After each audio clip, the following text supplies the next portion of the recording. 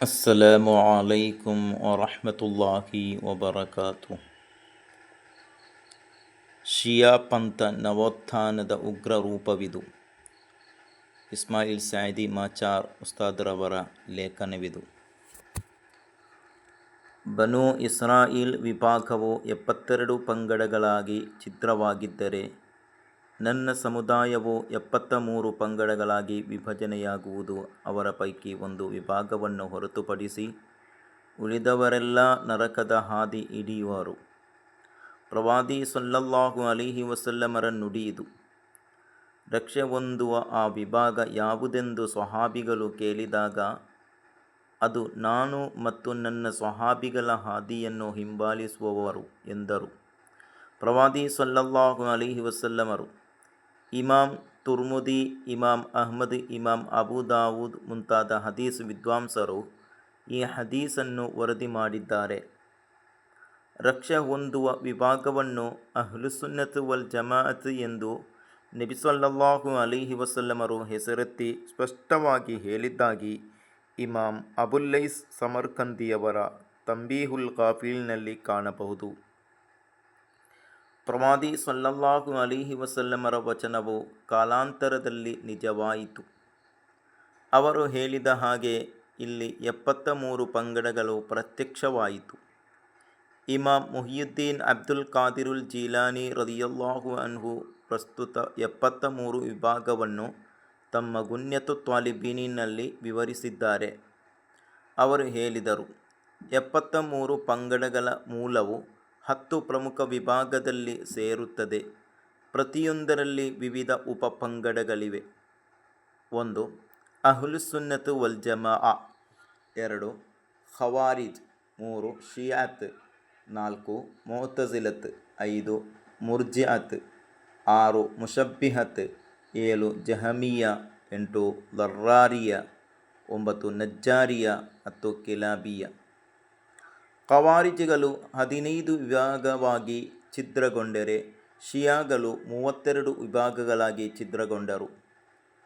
ಮುಅ್ತಜಿಲಿಗಳು 6 ಪಂಗಡಗಳಾಗಿ ಪತನವಾದರೆ, ಮುರ್ಜಿಅತ್ 12 ಪಂಗಡಗಳಾಗಿ ವಿಭಜನೆಗೊಂಡರು. ಅದೇ ರೀತಿ ಮುಶಬ್ಬಿಹತ್ 3 ವಿಭಾಗಗಳಾದರು. ಹೀಗೆ 68 ವಿಭಾಗಗಳು. ಜೊತೆಗೆ ಜಹಮಿಯ, ದರ್ರಾರಿಯ, ನಜ್ಜಾರಿಯ, ಕಿಲಾಬಿಯ ಸೇರಿ 72 ದಾರಿ ತಪ್ಪಿದ ವಿಭಾಗಗಳು. ಕೊನೆಯಲ್ಲಿ ಅಹ್ಲುಸುನ್ನತ್ ವಲ್ ಜಮಾಅತ್ ಎಂಬ ಸರಿಯಾದ ವಿಭಾಗ. ಪ್ರವಾದಿ ಸಲ್ಲಲ್ಲಾಹು ಅಲೈಹಿ ವಸಲ್ಲಮರು ಹೇಳಿದ 73 ವಿಭಾಗಗಳು ಇದರೊಂದಿಗೆ ಪೂರ್ಣವಾಗುತ್ತವೆ. ಇಂದು ಅನೇಕ ಹೆಸರುಗಳಲ್ಲಿ ಕಾರ್ಯಾಚರಿಸುತ್ತಿರುವ ಹೊಸ ಪಂಗಡಗಳೆಲ್ಲ ಮೇಲೆ ವಿವರಿಸಿದ ದಾರಿ ತಪ್ಪಿದ 72 ವಿಭಾಗಗಳಲ್ಲಿ ಒಂದಲ್ಲದಿದ್ದರೆ ಇನ್ನೊಂದು ರೀತಿಯಲ್ಲಿ ಸೇರಿಕೊಳ್ಳುವುದರಿಂದ ಅವುಗಳನ್ನು ಬೇರೆ ಎನಿಸಬೇಕೆಂದಿಲ್ಲ. ಮೇಲಿನ 72 ವಿಭಾಗಗಳಿಗೂ ಅನೇಕ ರೀತಿಯ ಮೊಂಡುವಾದಗಳಿವೆ. ಅವುಗಳನ್ನೆಲ್ಲ ಇಲ್ಲಿ ವಿವರಿಸಲು ಬಯಸುತ್ತಿಲ್ಲ. ಶಿಯಾ ಎಂಬ ಕೊಳೆತು ನಾರುವ ಪಂಗಡದ ಹ್ರಸ್ವ ರೀತಿಯ ವಿವರಣೆಯನ್ನೇ ಕೆಳಗಿನ ಗೆರೆಗಳಲ್ಲಿ ವಿವರಿಸಲಾಗುತ್ತಿದೆ.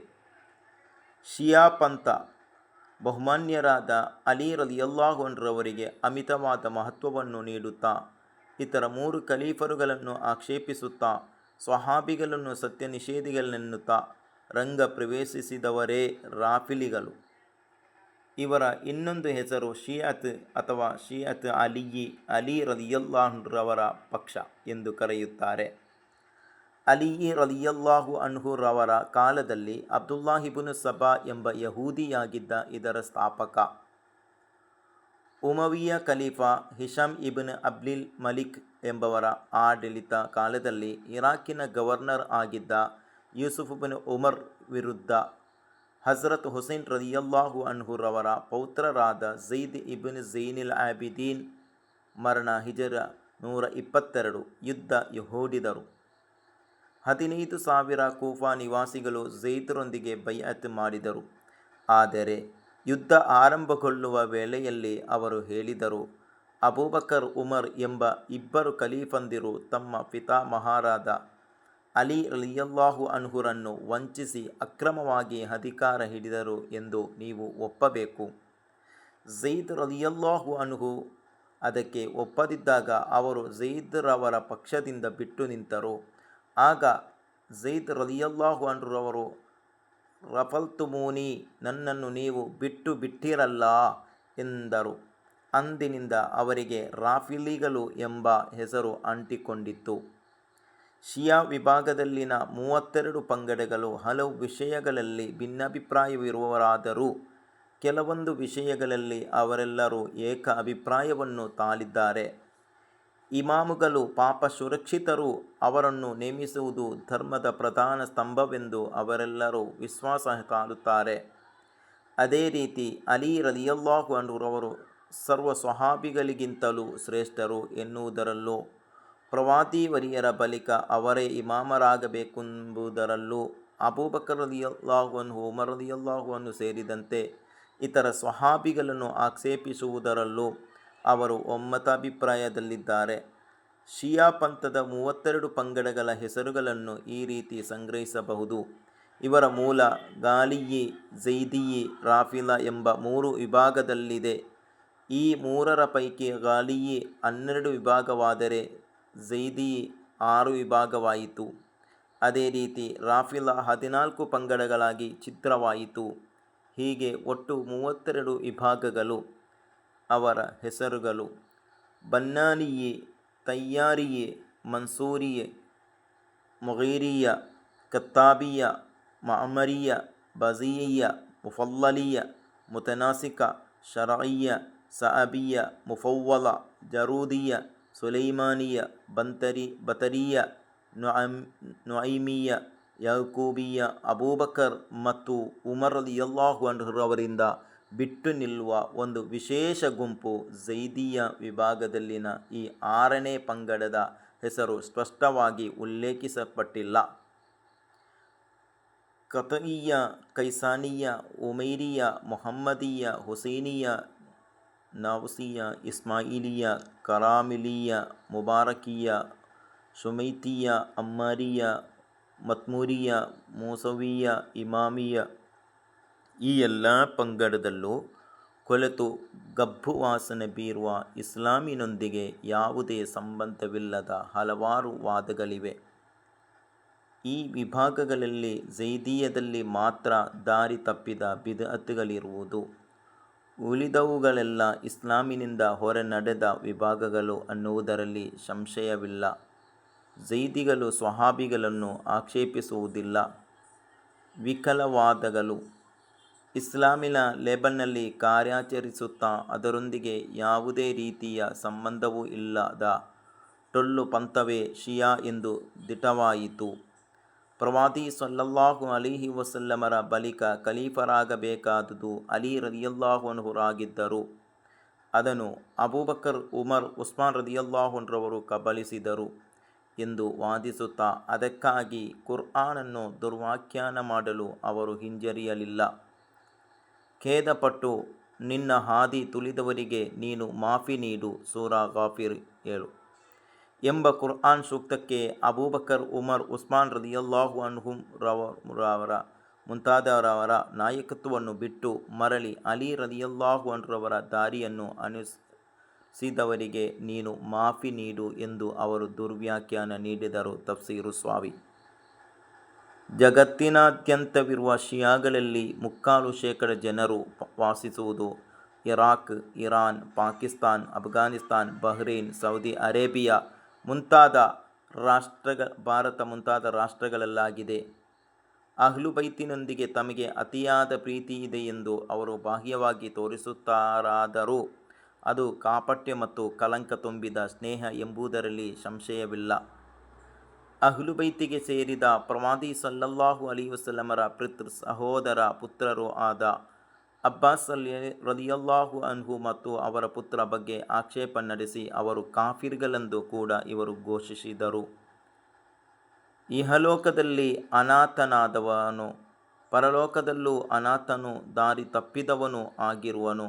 ಇಸ್ರಾ 72 ಎಂಬ ಕುರ್ಆನ್ ಸೂಕ್ತ ಅವತೀರ್ಣಗೊಂಡದ್ದು ಅಬ್ಬಾಸ್ ರಲಿಯಲ್ಲಾಹು ಅನ್ಹುರವರ ಕುರಿತೆಂದು ಮಹಾವಿದ್ವಾಂಸರೂ ವಿಖ್ಯಾತ ಕುರ್ಆನ್ ವ್ಯಾಖ್ಯಾನಕಾರರೂ ಆದ ಅಬ್ದುಲ್ಲಾ ಇಬ್ನ್ ಅಬ್ಬಾಸ್ ರಲಿಯಲ್ಲಾಹು ಅನ್ಹುರವರು ಶಪಿಸಲ್ಪಟ್ಟವರು ಮೂರ್ಖರೂ ಆಗಿದ್ದಾರೆ ಎಂದು ಇವರು ಬರೆದಿದ್ದರು. ಉಸೂಲುಲ್ ಕಾಫಿ. ಇದಕ್ಕಿಂತಲೂ ಮಾರಕವಾದ ಅನೇಕಾರು ವಾದಗಳು ಇವರಿಗಿವೆ ಎಂಬುದನ್ನು ವಾಚಕರು ತಿಳಿದಿರಬೇಕು. ಸುಜೂದಿಗಿಂತ ಮುಂಚೆ ಇರುವ ಕುನೂತು, ಸಣ್ಣ ಕಲ್ಲುಗಳ ಮೇಲೆ ಸುಜೂದುಗೈಯುವುದು, ನಮಾಜಿನ ಬಳಿಕ ತೊಡೆಗೆ ಬಡಿಯುವುದು ಇಂಥವುಗಳು ಮಾತ್ರ ಶಿಯಾ ಸುನ್ನಿಗಳೆಡೆಯಿರುವ ವ್ಯತ್ಯಾಸ ಎಂದು ಭಾವಿಸಿದವರಿದ್ದಾರೆ. ವಾಸ್ತವದಲ್ಲಿ ವಿಶ್ವಾಸವನ್ನೇ ಬುಡಮೇಲುಗೊಳಿಸುವ ವಾದಗಳು ಅವರಿಗಿವೆ. ಸತ್ಯವಿಶ್ವಾಸಿಗಳ ಮಾತೆಯರಾದ ಆಯಿಷಾ ಬೀವಿ, ಹಫ್ಸಾ ಬೀವಿ ರದಿಯಲ್ಲಾಹು ಅನ್ಹರವರು ಕಾಫಿರುಗಳೆಂದು ಹೇಳಿದವರು ಶಿಯಾಗಳಲ್ಲಿ ಇದ್ದಾರೆ. ಅವರೊಂದಿಗೆ ಶಾರೀರಿಕ ಸಂಬಂಧ ಬೆಳೆಸಿದ್ದರಿಂದ ಪ್ರವಾದಿ ಸಲ್ಲಲ್ಲಾಹು ಅಲೈಹಿ ವಸಲ್ಲಮರ ರಹಸ್ಯಾಂಗವನ್ನು ಬೆಂಕಿ ಸ್ಪರ್ಶಿಸುವುದೆಂದು, ಅದಕ್ಕೆ ಕಾರಣ ಕಾಫಿರ್ಗಳೊಂದಿಗೆ ಸಂಬಂಧ ಬೆಳೆಸಿದ್ದೆಂದು ಹೇಳಲು ಅವರು ಧೈರ್ಯ ತೋರಿದರು. ಅಲಿ ರದಿಯಲ್ಲಾಹು ಅನ್ಹು ಮೊಹಮ್ಮದ್ ಸೊಲ್ಲಾಬಿಯ ಫಿಕ್ರುಲ್ ಖವಾರಿಜ್ ವಶ್ಶಿಯಾ ಫಿ ಮೀಜಾನಿ ಅಹ್ಲಿ ಸುನ್ನತಿ ವಲ್ ಜಮಾಅ 121. ಅಬೂಬಕರ್, ಉಮರ್ ರದಿಯಲ್ಲಾಹು ಅನ್ಹರವರಂಥ ಬಹು ಸಂಖ್ಯಾತ ಮುಹಾಜಿರ್ಗಳು, ಅನ್ಸಾರಿಗಳು ಆದ ಸ್ವಹಾಬಿಗಳು, ಆಯಿಷಾ ಬೀವಿ, ಹಫ್ಸಾ ಬೀವಿ ರದಿಯಲ್ಲಾಹು ಅನ್ಹಾರವರ ಮುಂತಾದ ಪ್ರವಾದಿ ಪತ್ನಿಯಂದಿರೂ ಇತರ ಇಮಾಮ್ಗಳು ಅಲ್ಲಾಹನಲ್ಲಿ ಅಲ್ಪ ಕೂಡ ವಿಶ್ವಾಸವಿಟ್ಟಿಲ್ಲ ಎಂಬ ಭೀಕರ ವಾದವನ್ನು ಬರೆದಿಟ್ಟರಲ್ಲದೆ, ಸಯೀದ್ ಇಬ್ನ್ ಮುಸಯ್ಯಬ್ ರದಿಯಲ್ಲಾಹು ಅನ್ಹು, ಇಮಾಮ್ ಅಬೂ ಹನೀಫಾ, ಇಮಾಮ್ ಶಾಫಿഈ, ಮಅರೂಫುಲ್ ಖರ್ಕಿ, ಸಹ್ಲ್ ಅಬ್ದುಲ್ಲಾಹಿ ತುಸ್ತರಿ, ಸುಫಿಯಾನು ಸೌರಿ ರದಿಯಲ್ಲಾಹು ಅನ್ಹು ಮುಂತಾದ ಪ್ರಮುಖರೆಲ್ಲ ಯಹೂದಿ ಕ್ರೈಸ್ತರಿಗಿಂತಲೂ ದೊಡ್ಡ ಕಾಫಿರುಗಳೆಂದು, ಕಾಫಿರುಗಳೆಲ್ಲ ಪಿಶಾಚಿಗಳಾದ ಕಾರಣ ಅವರನ್ನು ಬಿಟ್ಟು ನಿಲ್ಲಬೇಕೆಂದು ಕುರ್ಆನಿನಲ್ಲಿದೆ ಎಂದು ದಾಖಲಿಸಿಟ್ಟರು. ಅದೇ ರೀತಿ ಈಸಾ ನಬಿ ಅಲೈಹಿಸ್ಸಲಾಂ ಅಂತ್ಯ ದಿನದಲ್ಲಿ ಮರಳಿ ಬರುವರು, ಮುಹಮ್ಮದ್ ನಬಿ ಸಲ್ಲಲ್ಲಾಹು ಅಲೈಹಿ ವಸಲ್ಲಮರು ಮರಳಿ ಬರುವುದಿಲ್ಲ ಎನ್ನುವುದು ಸರಿಯಲ್ಲ. ಪ್ರವಾದಿ ಈಸಾರಿಗಿಂತಲೂ ಮರಳಿ ಬರಲು ಅರ್ಹರು ಮುಹಮ್ಮದ್ ನಬಿ ಸಲ್ಲಲ್ಲಾಹು ಅಲೈಹಿ ವಸಲ್ಲಮರು ಎಂದು ಕುರ್ಆನಿನಲ್ಲಿದೆ ಎಂದು ಮರಣ ಹೊಂದಿದ ಅಲಿ ರದಿಯಲ್ಲಾಹು ಅನ್ಹು ಜಗತ್ತಿಗೆ ಮರಳಿ ಬರುವರು. ಅಲಿ ರದಿಯಲ್ಲಾಹು ಅನ್ಹು ಈಗ ಮೋಡದಲ್ಲಿದ್ದಾರೆ, ಸಿಡಿಲು ಉಂಟಾಗುವುದು ಅವರ ಶಬ್ದದಿಂದ. ಕುರ್ಆನಿನಲ್ಲಿ ತಿದ್ದುಪಡಿ ನಡೆದಿದೆ. ಅಹ್ಲು ಬೈತಿನ ಶ್ರೇಷ್ಠತೆಯ ಬಗ್ಗೆ ಇರುವ ಸೂಕ್ತಗಳನ್ನು ಕುರ್ಆನಿನಿಂದ ಸ್ವಹಾಬಿಗಳು ತೆಗೆದುಹಾಕಿದ್ದಾರೆ. ಸೂರತುಲ್ ವಿಲಾಯ ಎಂಬ ದೀರ್ಘ ಅಧ್ಯಾಯಕ್ಕೂ ಸೂರತು ಶೂರಾನಲ್ಲಿದ್ದ ನಾವು ಅಲಿಯನ್ನು ನಮ್ಮ ಅಳಿಯನನ್ನಾಗಿ ಮಾಡಿದ್ದೇವೆ ಎಂಬ ಸೂಕ್ತಕ್ಕೂ ಕತ್ತರಿ ಪ್ರಯೋಗ ನಡೆದಿದೆ ಎಂಬುದು ಶಿಯಾಗಳ ಮೊಂಡು ವಾದಗಳು. ಅಲಿ ರದಿಯಲ್ಲಾಹು ಅನ್ಹರವರನ್ನು ಯಥೇಚ್ಛ ಗೌರವಿಸಲು ಹೋಗಿ ಧರ್ಮದಿಂದಲೇ ಹೊರ ನಡೆದವರಿರುವರು. ಕ್ರೈಸ್ತರು ಈಸಾ ನಬಿಯನ್ನು ಗೌರವಿಸಿ ಕೊನೆಗೆ ಅವರು ಅಲ್ಲಾಹನ ಪುತ್ರರೆಂದು ಹೇಳಿ ಪರಾಜಯದ ಆಳ ಕಂದಕದಲ್ಲಿ ಬಿದ್ದು ಹೊರಳಾಡುವಂತೆ ಇವರ ಅತಿ ಗೌರವವು ಇವರಿಗೆ ಮುಳುವಾಗಿದೆ. ಇನ್ನೂ ಅನೇಕ ವಿತಂಡ ವಾದಗಳು ಅವರ ಗ್ರಂಥಗಳನ್ನು ನೋಡಿದರೆ ಕಾಣಬಹುದು. ಕೆಲವು ವ್ಯಕ್ತಿಗಳನ್ನು ನಿಂದಿಸಲು, ಇನ್ನು ಕೆಲವರನ್ನು ಹೊಗಳಿ ಅಟ್ಟಕ್ಕೇರಿಸಲು ಅವರು ಹಲವು ನಕಲಿ ಉಲ್ಲೇಖಗಳನ್ನು ತಮ್ಮ ಕೃತಿಗಳಲ್ಲಿ ದಾಖಲಿಸಿಟ್ಟರು. ಯಾರಾದರೂ ಹುಸೈನ್ ರದಿಯಲ್ಲಾಹು ಅನ್ಹರವರ ಕಬರನ್ನು ಸಮೀಪಿಸಿದರೆ ಒಂದು ಹಜ್ಜಿಗೆಯ ಪ್ರತಿಫಲ ಅವನಿಗೆ ಲಭಿಸುತ್ತದೆ. ಇಬ್ನು ಕುಲವಹಿಲ್ ಕುಮ್ಮಿ, ಕಾಮಿಲು ರ. ಜಿಯಾರತ್ 170. ಯಾರಾದರೂ ಪೆರ್ನಾಲ್ ಅಲ್ಲದ ದಿನ ಹುಸೈನ್ ರದಿಯಲ್ಲಾಹು ಅನ್ಹರವರ ಮಹತ್ವವನ್ನು ಅರಿತು ಅವರ ಕಬರು ಬಳಿ ತಲುಪಿದರೆ ಸ್ವೀಕೃತವಾದ 20 ಹಜ್ ಹಾಗೂ 20 ಉಮ್ರಾಗಳ ಪ್ರತಿಫಲ ಲಭ್ಯ. ಅದೇ ರೀತಿ ಪ್ರವಾದಿ ಅಥವಾ ಇಮಾಮರೊಂದಿಗೆ ನಡೆಸುವ 20 ಹಜ್ ಉಮ್ರಾಗಳ ಪ್ರತಿಫಲವನ್ನು ಅಲ್ಲಾಹು ಅವನಿಗೆ ನೀಡುವನು. ಪೆರ್ನಾಲ್ನಂದು ಹುಸೈನ್ ರದಿಯಲ್ಲಾಹು ಅನ್ಹರ ಕಬರ್ ಸಂದರ್ಶಿಸಿದರೆ 100 ಹಜ್ ಮತ್ತು 100 ಉಮ್ರಾ ಹಾಗೂ ಪ್ರವಾದಿ ಅಥವಾ ಇಮಾಮರೊಂದಿಗೆ 100 ಯುದ್ಧಗಳಲ್ಲಿ ಭಾಗವಹಿಸಿದ ಪ್ರತಿಫಲ ಲಭಿಸುವುದು. ಅಲ್ ಕಾಫಿ. ಇಂತಹ ಅಪ್ಪಟ ಸುಳ್ಳಿನ ಅಂತೆ-ಕಂತೆಗಳನ್ನು ಅವರು ತಮ್ಮ ಗ್ರಂಥಗಳಲ್ಲಿ ಬರೆದಿಟ್ಟಿದ್ದಾರೆ.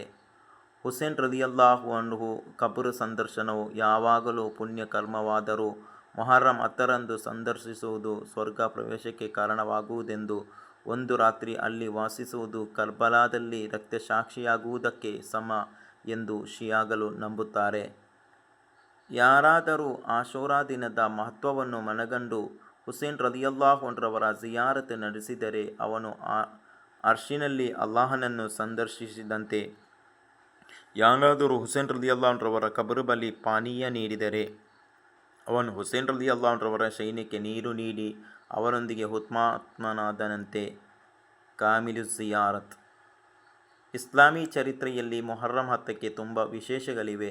ಅನೇಕಾರು ಐತಿಹಾಸಿಕ ಘಟನೆಗಳಿಗೆ ಸಾಕ್ಷಿಯಾದ ದಿನವದು. ನಿಷ್ಠುರವಾದ ಕರ್ಬಲ ಯುದ್ಧ ನಡೆದ ದಿನ ಕೂಡ. ಪ್ರವಾದಿ ಸಲ್ಲಲ್ಲಾಹು ಅಲೈಹಿ ವಸಲ್ಲಮರ ಮೊಮ್ಮಗ ಹುಸೇನ್ ರದಿಯಲ್ಲಾಹು ಅನ್ರೊಂದಿಗೆ ಮುಆವಿಯ ರದಿಯಲ್ಲಾಹು ಅನ್ರವರ ಮಗ ಯಜೀದರ ಆಡಳಿತದಲ್ಲಿ ಇಬ್ನ್ ಜಿಯಾದನ ಸೈನ್ಯವು ಕಾದಾಡಿದ ಹಿಜರ 61 ಮೊಹರ್ರಂ 10ರ ಪ್ರಸ್ತುತ ಘಟನೆಯೇ ಇಸ್ಲಾಮಿ ಚರಿತ್ರೆಯಲ್ಲಿ ಕಪ್ಪು ಅಧ್ಯಾಯ. ಹುಸೇನ್ ರದಿಯಲ್ಲಾಹು ಅನ್ರವರ ಮಗನಾದ ಝೈನುಲ್ ಆಬಿದೀನ್ ರದಿಯಲ್ಲಾಹು ಅನ್ಹು ಮತ್ತು ಕೆಲವು ಸ್ತ್ರೀಗಳನ್ನು ಬಿಟ್ಟು ಉಳಿದವರೆಲ್ಲರೂ ಅಂದು ಶತ್ರುಗಳ ಖಡ್ಗಕ್ಕೆ ಬಲಿಯಾಗಿದ್ದರು. ಕರ್ಬಲಾದಲ್ಲಿ ಈ ದುರಂತವನ್ನು ನೆನೆದು ಅನಾಚಾರಕ್ಕಿಳಿಯಬೇಕೆಂದು, ಶಾರೀರಿಕ ದಂಡನೆ ನಡೆಸಬೇಕೆಂದು ಇಸ್ಲಾಂ ಎಲ್ಲೂ ಹೇಳಿಲ್ಲ. ಆದರೆ ಶಿಯಾಗಳು ಇದಕ್ಕೆಲ್ಲ ವಿರುದ್ಧವಾಗಿ ಮೊಹರ್ರಂ 10ನ್ನು ವಿಕೃತವಾಗಿ ಆಚರಿಸುತ್ತಾರೆ. ಧರ್ಮದ ಸರ್ವ ಸೀಮೆಗಳನ್ನು ಉಲ್ಲಂಘಿಸಿ ಸಿಗತ್ ವ್ಯಾಪಕವಾಗಿ ಅವರು ನಡೆಸುವ ರಕ್ತ ಚೆಲ್ಲಾಟಕ್ಕೆ ಇಸ್ಲಾಮಿನ ಬೆಂಬಲವಿಲ್ಲ. ಹತ್ತಿರ ಪ್ರದೇಶದಲ್ಲಿರುವ ಆಸ್ಪತ್ರೆಗಳನ್ನು ಮೊದಲೇ ಬುಕ್ ಮಾಡಿ ಶರೀರಕ್ಕೆ ತಿವಿದು ರಕ್ತ ಹರಿಸುವ ವಿಕೃತಾಚರಣೆಯು ಇಸ್ಲಾಮಿಗೊಂದು ಕಪ್ಪು ಚುಕ್ಕೆ. ಇದನ್ನು ಇಸ್ಲಾಂ ಎಂದು ಯಾರೂ ಭಾವಿಸಬೇಕೆಂದಿಲ್ಲ. ಇಸ್ಲಾಮೀ ಪ್ರಮಾಣಗಳನ್ನು ಇದನ್ನು ಖಂಡತುಂಡವಾಗಿ ವಿರೋಧಿಸುತ್ತವೆ.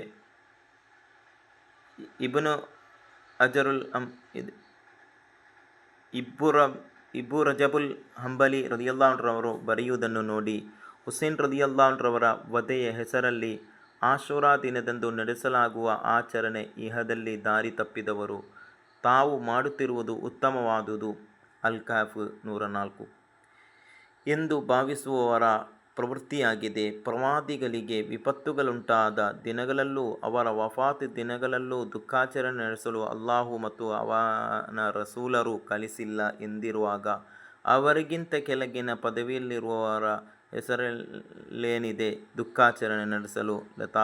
ಲತಾಯಿಫುಲ್ ಮಆರಿಫ್. ಶಿಯಾ ಸುನ್ನಿ. ಜಗತ್ತಿನ ಮುಸ್ಲಿಂ ಜನಸಂಖ್ಯೆಯ ಒಟ್ಟು ಅಂಕಿ ಅಂಶಗಳನ್ನು ಗಮನಿಸುವಾಗ ಶಿಯಾಗಳು 15% ಕಡಿಮೆಯಿದ್ದಾರೆ. ಇವರು ಅತಿ ಹೆಚ್ಚಿನ ಸಂಖ್ಯೆಯಲ್ಲಿರುವುದು ಇರಾನ್ನಲ್ಲಿ 89%, ಇರಾಕ್ 65%, ಬಹ್ರೇನ್ 70% ನಲ್ಲೂ ಬಹುಸಂಖ್ಯಾತರು ಅವರೇ. ಯಮನ್, ಅಜರ್ಬೈಜಾನ್, ಸಿರಿಯಾ, ಲೆಬನಾನ್ ಮುಂತಾದ ರಾಷ್ಟ್ರಗಳಲ್ಲೂ ಇವರು ನೆಲೆಯೂರಿದ್ದಾರೆ. ಇರಾನ್ ಶಿಯಾಗಳಿಗೆ ಅಧಿಕಾರವಿರುವ ಏಕ ಮುಸ್ಲಿಂ ರಾಷ್ಟ್ರ. 1979 ಏಪ್ರಿಲ್ 1ರಂದು ಇರಾನ್ನಲ್ಲಿ ಖುಮೈನಿ ಇಸ್ಲಾಮಿಕ್ ರಿಪಬ್ಲಿಕ್ ಸ್ಥಾಪಿಸಿದರು. ಈಜಿಪ್ಟಿನ ಫಾತಿಮಾ, ಪೇರ್ಷ್ಯಾದ ಸಫವಿ ಇವು ಶಿಯಾ ಕೂಟವಾಗಿತ್ತು. ಅಬ್ಬಾಸಿ ಆಡಳಿತ ಶಕ್ತಿ ಕ್ಷಯಿಸುವುದರೊಂದಿಗೆ ಜಗತ್ತಿನಲ್ಲಿ ಶಿಯಾಗಳು ಬೆಳೆದರಲ್ಲದೆ ಪ್ರಬಲ ಶಕ್ತಿಯಾಗಿ ರೂಪುಗೊಂಡರು. ಮಧ್ಯಪ್ರಾಚ್ಯ ರಾಷ್ಟ್ರಗಳಲ್ಲಿ, ಆಫ್ರಿಕಾದ ವಿವಿಧೆಡೆಗಳಲ್ಲೂ, ಅರಬ್ ಜಗತ್ತಿನಾದ್ಯಂತವಿರುವ ಮುಸ್ಲಿಂ ಬಹುಸಂಖ್ಯಾತ ರಾಷ್ಟ್ರಗಳಲ್ಲೂ ಇಂದು ನಡೆಯುತ್ತಿರುವ ಗಲಭೆಗಳಿಗೂ ಅಶಾಂತಿಗೂ ಶಿಯಾಗಳು ಕೂಡ ಕಾರಣಕರ್ತರು. ಸಾಮ್ರಾಜ್ಯಶಾಹಿ ಶಕ್ತಿಗಳು ಇವರನ್ನು ಅನ್ನ ನೀರು ಕೊಟ್ಟು ಪೋಷಿಸುತ್ತಿದೆ. ಶಿಯಾ ಎಂಬುದಕ್ಕೆ ವಿರುದ್ಧ ಪದವಾಗಿ ಸುನ್ನಿ ಎಂಬುದನ್ನು ಜಗತ್ತಿನ ದೃಶ್ಯಶ್ರಾವ್ಯ ಮಾಧ್ಯಮಗಳು ಪ್ರಯೋಗಿಸುತ್ತಿರುವುದನ್ನು ನಾವು ಕಾಣುತ್ತಿದ್ದೇವೆ. ಮಾಧ್ಯಮಗಳು ಪರಿಚಯಿಸುವ ಸುನ್ನಿಗಳಿಗೂ ನಿಜವಾದ ಸುನ್ನಿಗಳಿಗೂ ರಾತ್ರಿ ಹಗಲೆಂಬ ವ್ಯತ್ಯಾಸವಿದೆ. ಶಿಯಾ ಭೀಕರವಾದವು ಯಾವ ರೀತಿ ಸಾಮ್ರಾಜ್ಯಶಾಹಿ ಶಕ್ತಿಗಳಿಗೆ ಲಾಭ ಉಂಟು ಮಾಡುತ್ತಿದೆಯೋ ಅದಕ್ಕಿಂತಲೂ ದುಪ್ಪಟ್ಟು ಲಾಭ ಈ ನಾಮಧಾರಿ ಸುನ್ನಿಗಳಿಂದ ಅವರಿಗಾಗುತ್ತಿದೆ. ಸುನ್ನಿಗಳೆಂದು ಕರೆಯಲ್ಪಡುವ ಈ ಇಸ್ಲಾಮಿಸ್ಟ್ಗಳು ನಿಜಕ್ಕೂ ಇಸ್ಲಾಮಿಗೆ ಮಾರಕ ಧರ್ಮದ ನಿಯಮಗಳನ್ನು ಚಾಪು ತಪ್ಪದೆ ಪಾಲಿಸುವವರೇ ನಿಜವಾದ ಸುನ್ನಿಗಳು. ಆದರೆ ಇಸ್ಲಾಮಿಸ್ಟ್ಗಳೆಂದು ಸ್ವಯಂ ಹೇಳಿಕೊಳ್ಳುವ ಇವರು ನಾವು ಇಸ್ಲಾಮಿನ ಶರಿಯಾದ ವಕ್ತಾರರೆಂದು, ಇಸ್ಲಾಮಿನ ರಾಜಕೀಯ ಮತ್ತು ಸಾಮೂಹಿಕ ಸಂಸ್ಕೃತಿಗಳನ್ನು ನಾಗರಿಕತೆಗಳನ್ನು ಜಗತ್ತಿನಲ್ಲಿ ಪ್ರಯೋಗಿಸಲು ನಾವು ಹೊರಟಿದ್ದೇವೆ ಎನ್ನುತ್ತಾರೆ. ಮುಸ್ಲಿಂ ಬ್ರದರ್ಹುಡ್, ಇಖ್ವಾನುಲ್ ಮುಸ್ಲಿಮೀನ್, ಅನ್ನದುವಾ, ಜಮಾಅತೆ ಇಸ್ಲಾಮಿಯಿಂದ ಹಿಡಿದು ಅಲ್-ಕಾಯಿದಾ, ಅಲ್-ಶಬಾಬ್ ಮುಂತಾದ ಉಗ್ರವಾದಿ ಸಂಘಟನೆಗಳೆಲ್ಲ ಈ ಸಾಲಲ್ಲಿ ಸೇರುತ್ತದೆ. ತುರ್ಕಿಯ ಎಕೆ ಪಾರ್ಟಿಯ ನಾಯಕ ತೊಯ್ಯಿಬ್ ಉರ್ದುಗಾನ್, ಸುಡಾನ್ ಆಡಳಿತಾಧಿಕಾರಿ ಉಮರ್ ಅಲ್-ಬಾಶಿರ್, ಅದೇ ರೀತಿ ಜಮಾಅತ್-ಉದ್-ದವಾ ಮೇಧಾವಿ ಹಾಗೂ ಲಷ್ಕರ್-ಎ-ತೊಯ್ಬಾ ಸ್ಥಾಪಕನಾದ ಹಾಫಿಜ್ ಸಯೀದ್ ಕೂಡ ಇಂತಹ ಇಸ್ಲಾಮಿಸ್ಟ್ಗಳೇ. ಶಿಯಾ ಮತ್ತು ಸುನ್ನಿ ವಿಭಾಗಗಳನ್ನು ಪರಸ್ಪರ ಹೊಡೆದಾಡಿಸಿ ಅಮೆರಿಕಾದಂತಹ ಪಾಶ್ಚಾತ್ಯ ರಾಷ್ಟ್ರಗಳು ಇಸ್ಲಾಮೀ ರಾಷ್ಟ್ರಗಳಲ್ಲಿ ತಮ್ಮ ಬೇಳೆ ಬೇಯಿಸುತ್ತಿದೆಯಷ್ಟೇ. 1979ರ ಕ್ರಾಂತಿಯ ಇರಾನಿನಲ್ಲಿ ಶಿಯಾಗಳಿಗೆ ಆಧಿಪತ್ಯ ನೀಡಿತು. ಇರಾಕಿನಲ್ಲಿ ದೀರ್ಘಕಾಲ ಶಿಯಾಗಳಿಗೆ ಎದ್ದು ನಿಲ್ಲಲಾಗದಿದ್ದರೂ ಸದ್ದಾಂ ಹುಸೇನರ ಅಂತ್ಯದ ಬಳಿಕ ಅವರು ಅಲ್ಲೂ ಶಕ್ತಿ ಪಡೆದು ಮುನ್ನುಗ್ಗಿದರು. ಸುನ್ನಿಗಳನ್ನು ಗುರಿಯಾಗಿಸಿ ಎಲ್ಲ ರೀತಿಯ ಅಕ್ರಮಗಳನ್ನು ನಡೆಸಿದರು. ಸುನ್ನಿ ಭೀಕರರು ಎಂದು ಇಂದು ಮಾಧ್ಯಮಗಳು ವಿಶ್ಲೇಷಿಸುತ್ತಿರುವುದು ಶಿಯಾ ವಿಭಾಗದಲ್ಲದವರು ಎಂದರ್ಥದಲ್ಲಾಗಿದೆ. ಅವರು ಒಮ್ಮೆಯೂ ನಾವು ಬಳಸುವ ನಿಜವಾದ ಸುನ್ನಿಗಳಲ್ಲ. ಯೂನುಸ್ ನಬಿ ಅಲೈಹಿಸ್ಸಲಾಂ ಮತ್ತು ಇತರ ಅನೇಕ ಸಜ್ಜನರ ಖಬರ್ಗಳನ್ನು ನಾಮಾವಶೇಷ ಮಾಡಿದ ಈ ಸುನ್ನಿಗಳು ವಾಸ್ತವದಲ್ಲಿ ವಹಾಬಿಸಂನ ನಕಲು ಪ್ರತಿ. ಜಗತ್ತಿನಲ್ಲಿ ಉಂಟಾದ ಎಲ್ಲ ಅಂತಃಕಲಹಗಳಿಗೂ ಶಿಯಾಗಳು ಮತ್ತು ಈ ನಾಮಧಾರಿ ಸುನ್ನಿ ಭೀಕರವಾದಿಗಳೇ ಕಾರಣ ಎನ್ನಬಹುದು. ಆದ್ದರಿಂದ ಇಸ್ಲಾಮೀ ಸಮೂಹವನ್ನು ಶಿಥಿಲಗೊಳಿಸಲು ರಂಗ ಪ್ರವೇಶ ಮಾಡಿದ ಇಂಥವರ ನಿಜರೂಪವನ್ನು ಜಗತ್ತಿಗೆ ತಿಳಿಸುವ ಹೊಣೆಯು ಪರಂಪರಾಗತ ಸುನ್ನೀ ವಿಶ್ವಾಸಿಗಳ ಮೇಲಿದೆ. ಅಕರ ಅಕೀದತುಸ್ ಸುನ್ನಾ, ದುರರುಲ್ ಫವಾಯಿದ್, ಸುನ್ನಿ ವಾಯ್ಸ್, ಇಸ್ಲಾಮಿಗ ಚಿಂದೆ, ಸತ್ಯവും ಮಿಥ್ಯവും. ಇಸ್ಮಾಯಿಲ್ ಸಅದಿ ಮಾಚಾರ್.